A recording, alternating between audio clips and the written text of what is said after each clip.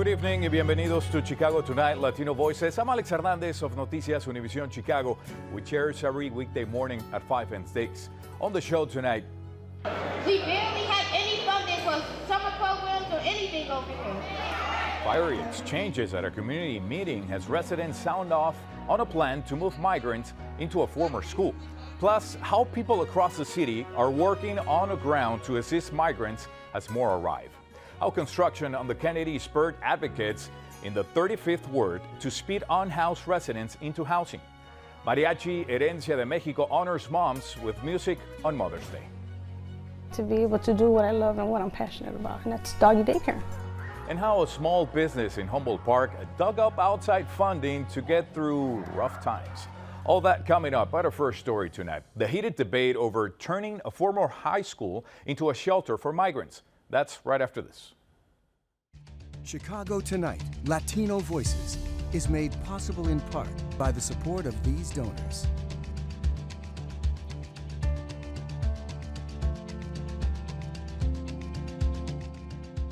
Fiery exchanges at a community meeting in South Shore as residents are calling on the city to stop its plan to move migrants into a former school. This comes as the city is struggling to house hundreds of asylum seekers arriving in Chicago, with many more currently sleeping at police stations. City officials hosted a community meeting in South Shore Thursday to hear from residents. Reporter Joanna Hernandez was there and tells us more. Joanna? Alex, it was a sold-out event and people had a lot to say. There was tension as city officials tried to lay out their plan. Now, dozens of residents lined up to ask questions about their concerns and frustration surrounding the possibility of having migrants move to their community. The meeting was held at a newer school around the corner from the shuttered South Shore High School, which the city plans to turn into a respite center. According to officials, the goal is to use the first floor of the former high school, giving 500 asylum seekers a space to stay temporarily as the city finds more permanent shelter for the migrants. This is a facility as a temporary holding place in order for them to actually seek a shelter bed. Now, what that means, though, is it is a chair for them to sit, a place to decompress, and a place to take a hot shower. It's a place to decompress and not be in a police district. When it comes to other services beyond that, it's just very temporary for these folks. Residents at the meeting say they're concerned about safety and the timeline of the city's plan. As of recently, the building has been occupied as a training center for the police and fire departments. We're told the community has been pushing for years to have the property become a communal hub. One attendee addressed having empathy for the migrants, but wanted to know more about summer programs and partnerships the city has for those asylum seekers. On the daily basis, we lack resources. There has been disinvestment in this community in general when it comes to summer programs, mental health programs, college and career programs, and all of the things that I listed before. And so I'm trying to get a clear understanding of what programs specifically will be implemented. Who are you collaborating with? As for programming, the city plans to partner with institutions to offer ESL classes as well as offer activities for children. The panel didn't have a clear answer on how long migrants are expected to stay, but did say they plan to have a 24-hour policing. That's a move several residents weren't in favor of. Some saying the neighborhood has asked the city for help to tackle homelessness and gun violence. It's a community that's being served here. So with that being said, I think it would be very fair for every homeless immigrant that you bring in, that you scoop up one of the homeless individuals in our community. I think that would be fair. Residents say they're hoping Mayor-elect Brandon Johnson moves asylum seekers to different locations once he takes office. In a statement today, Johnson called for more coordination at the federal, state, and local levels, while adding, "I'm going to work collaboratively with the people of Chicago and alderpersons. Many communities have for too long been denied basic amenities and resources that could help strengthen them. But the stronger our communities are, the better position we are in to support both newcomers and current residents and families." And as you know, Alex, this is something that the city has called a humanitarian crisis, as hundreds of asylum seekers have been sleeping in police stations across the city. Definitely, and more are still coming. Joanna, thank you very much. Actually, up next, we'll hear about local efforts underway to help the asylum seekers. Stay with us. We'll be right back.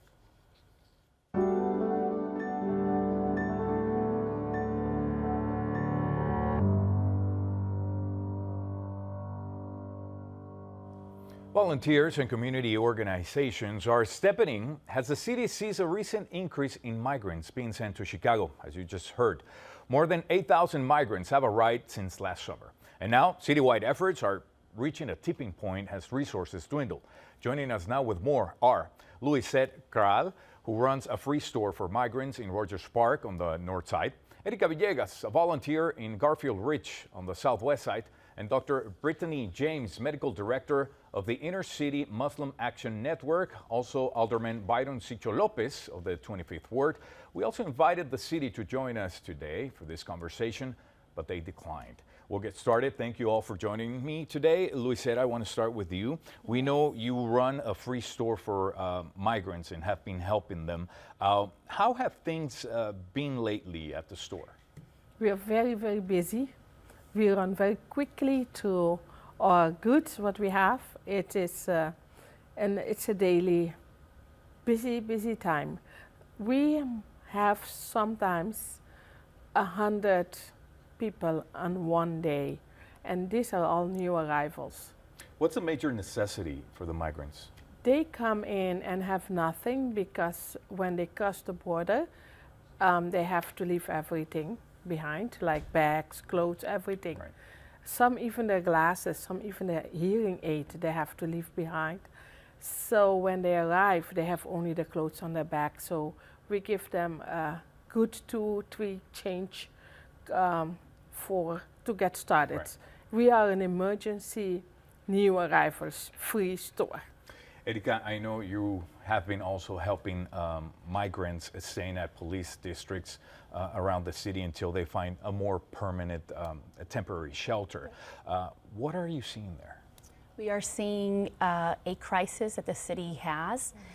We have people sleeping on concrete floors. We have children that are sick. We have pregnant women that are not having access to medical services. We are seeing families going without food for sometimes days. And so that's when we took action to make sure that families that were at police stations had at least 2 meals, 2 hot meals, water, fruit a day. Right, and we know health can also be an issue. Absolutely. Dr. James, your medical team actually has been going to several of these police districts on the south side to assist migrants. What are you seeing out there? You know, I'm blown away by what I'm seeing out there. Just to echo what was said, we're seeing people struggling just getting hydration, just getting water. We're seeing high rates of infections that are affecting just about everyone in the vicinity, as well as just the ravages on the body of folks who have traveled sometimes months. I had a family traveling since December by foot literally through jungle and just arriving in such hard straits and having very little access to care. Alderman, we know the city is trying to utilize different buildings, right, to give them temporary housing to these migrants, but not without some concerns that we just heard previously on the show. How should the city approach this? Well, the city has to start acknowledging the mistake of imposing or planning without the community. I think it is important to start by communities who have sensitivity to the issue, understanding of the immigrant and refugee story.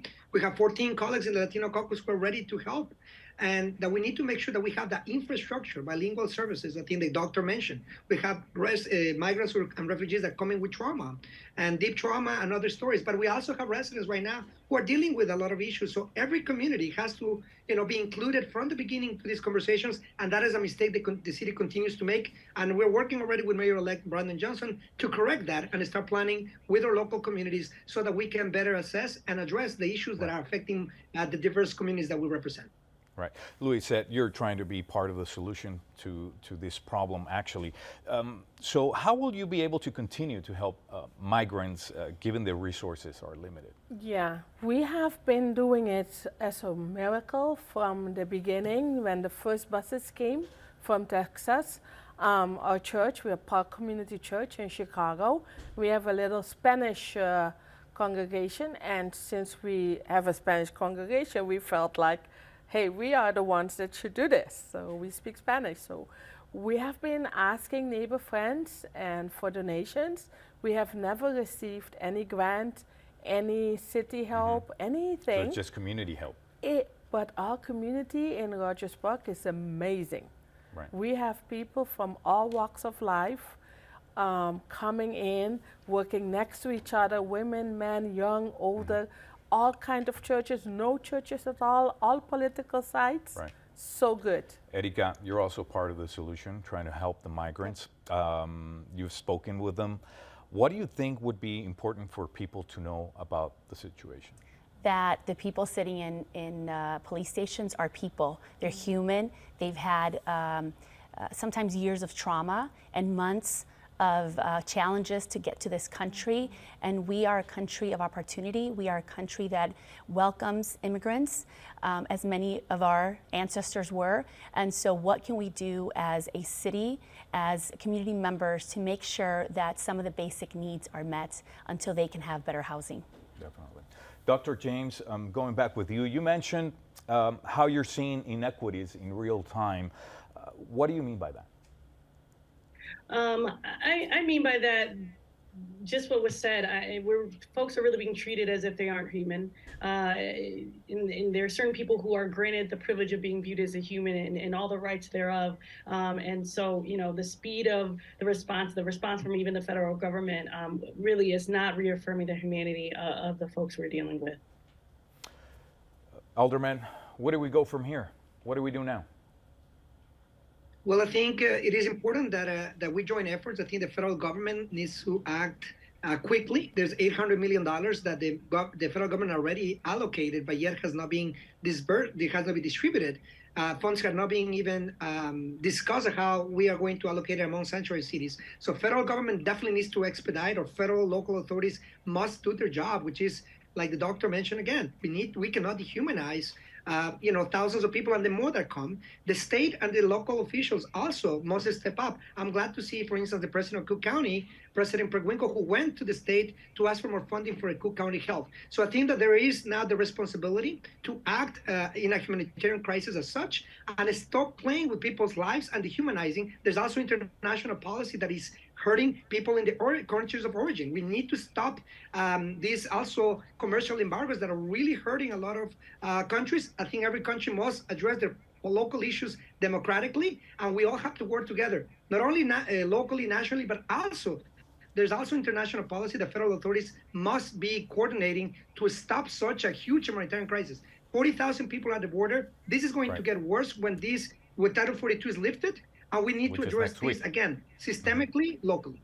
It ends on May 11th. Well, I want to thank all of you for joining us today. Thank you very much. Growing up in Logan Square, Carolina Ayala and her siblings weren't allowed to have dogs no matter how much they begged. So it's no surprise that the Ayala kids went on to not only own dogs themselves, but also operate dog day care centers across the city.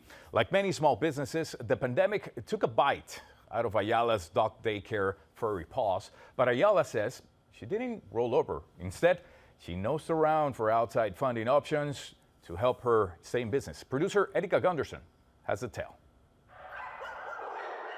Here at daycare, they get to intermingle, play, socialize, not only with dogs, but with humans like myself. And then after a nice fun day, they get dropped off in the doggy school bus and they go home happy. For Carolina Ayala, owner of Furry Paws Dog Daycare in Humboldt Park, small business ownership is a family affair. My parents migrated here from Mexico, so out of 50 years they've been here. My mother has owned a restaurant for 37 years. There's multiple businesses like my siblings are running. It's 5 companies in total. So it's in our blood to be like, hey, you gotta boss up and be an entrepreneur and open up your own business. Ayala says her family encouraged her to join the dog daycare business when she had her first child. Since then, she's seen some ups and downs. When I first started, the dog daycare industry was very new. So we're skyrocket high. And then eventually throughout the years, it was still high, but then the pandemic hit and we kind of hit rock bottom. Up to that point, Ayala says she financed Furry Paws on her own. But with the pandemic dip, she began looking for small business support options. I was referred to the Verizon Small Digital Grant, and it was kind of one of my first attempts, and I was like, well, what are the odds of me getting awarded? And long story short, I did get awarded. Ayala says the $10,000 grant allowed her to add services like grooming, as well as boost her social media presence. I like to take pictures of everything that I possibly can, from them laying down to like wrestling to even drinking out of a water bottle. And her clients say those kinds of touches make furry paws stand out in a crowded field. I like being able to see on social media what's happening at daycare and where Freddie is in the picture. The trust has just grown. Having a place like this to send him where he loves it and they love him, this is like his family. So I can't put a price on it. The reason our neighborhoods survive is because of our small businesses. You don't get the customer service, you don't get the same love from a big corporation. We wouldn't be able to have a dog without furry paws. We feel so confident in them and just know he's so loved all day, every day. Ayala encourages small business owners to look for outside funding sources to help keep their finances out of the doghouse. Small businesses like myself, we don't really have a lot of resources or platforms, and I had to kind of put my pride aside, in other words, and start looking for grants. Dogs are my passion, and the fact that I could work here and run my own business and still be a mother at the same time is like my biggest thing, to be able to do what I love, and that's doggy daycare. For Chicago Tonight, Latino Voices, this is Erica Gunderson. The Verizon Small Business Digital Ready program Carolina Ayala mentioned is open for applications through May 12th. You can find more on that on our website. Back with more right after this.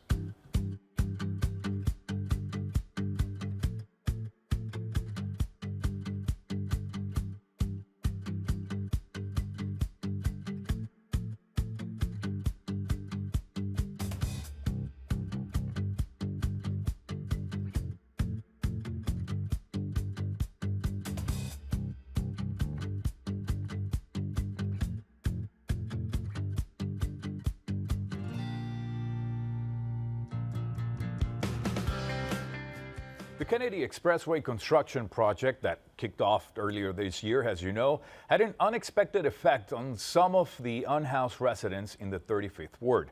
The scope of the work endangered those living in viaducts under the expressway.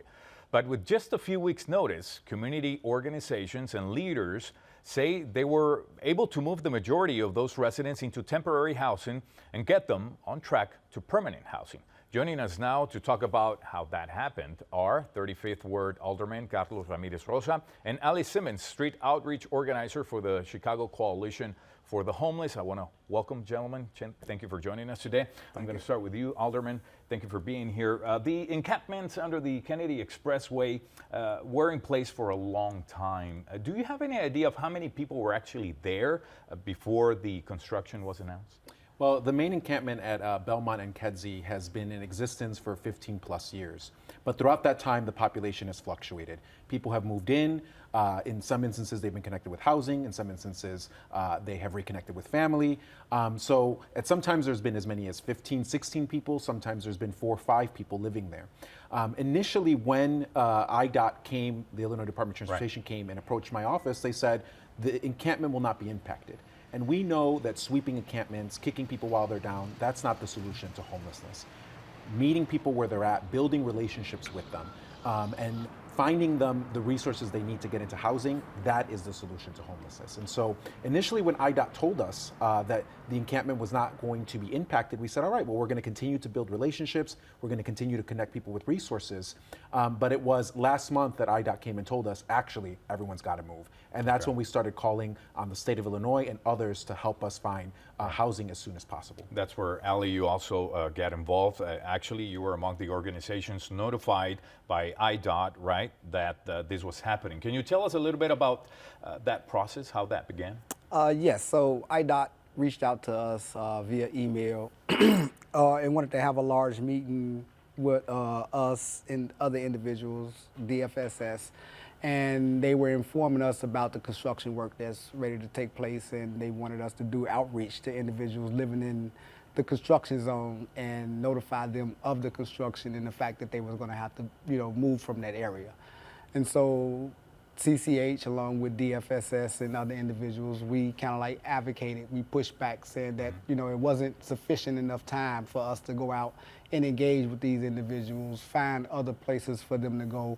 So we asked IDOT to go back to some of its partners and other individuals and see if they can come up with resources so that we can house these individuals instead of just pushing them to the side like.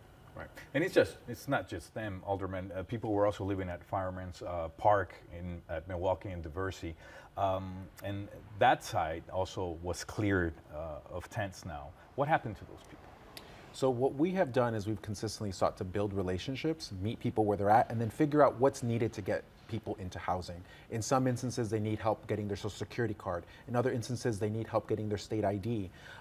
In some instances, they're on a waiting list, right? We were able to get them into the system, and now they're just waiting to find the right apartment, the right home. So it's working and building those relationships of trust, figuring out what are people's needs.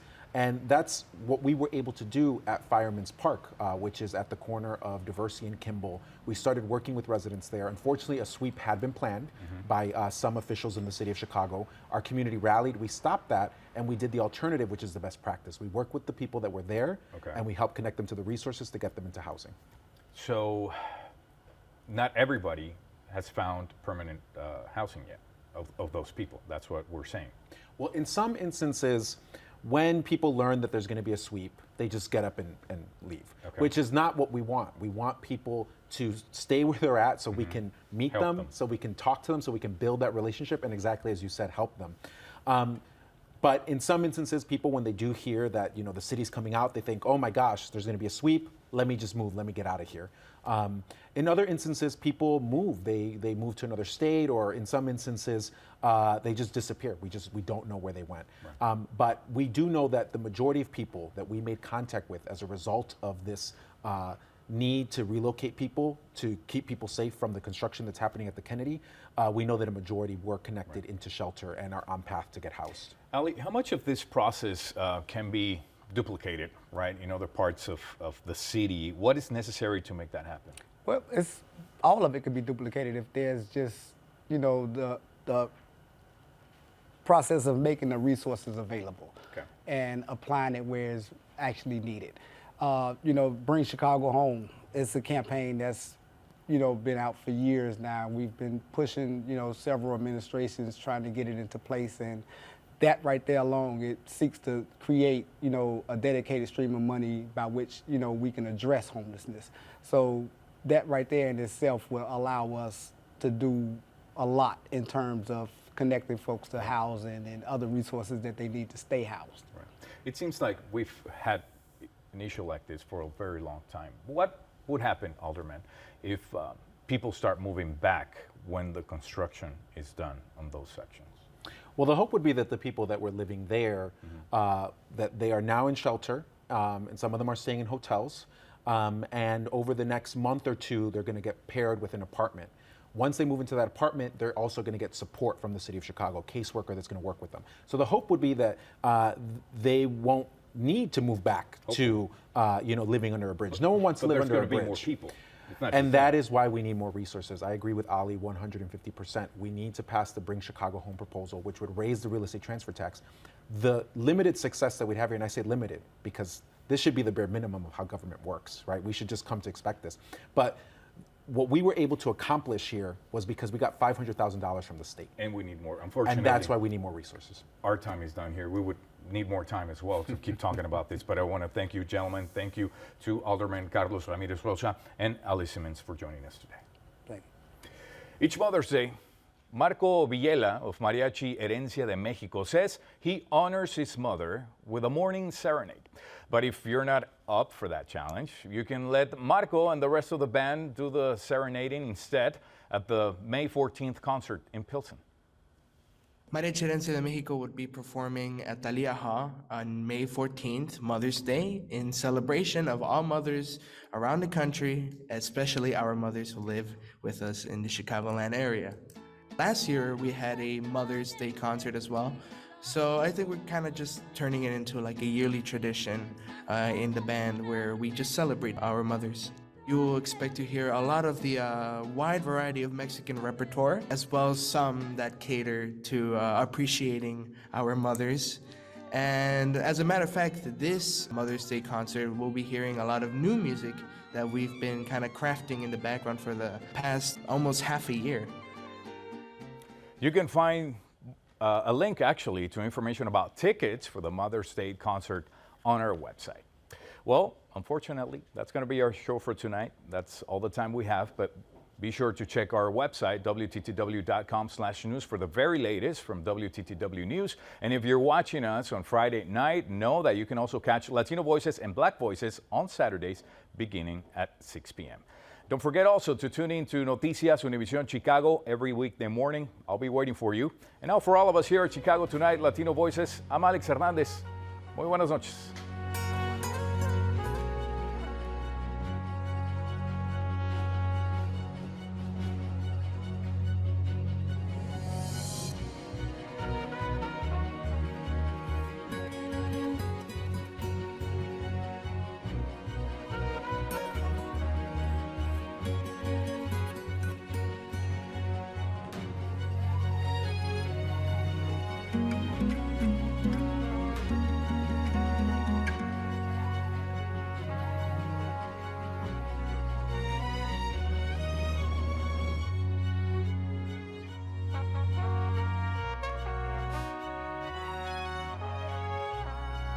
Closed captioning is made possible by Robert A. Clifford and Clifford Law Offices, a proud sponsor of diversity, equity, and inclusion-focused free continuing legal education for lawyers throughout the region.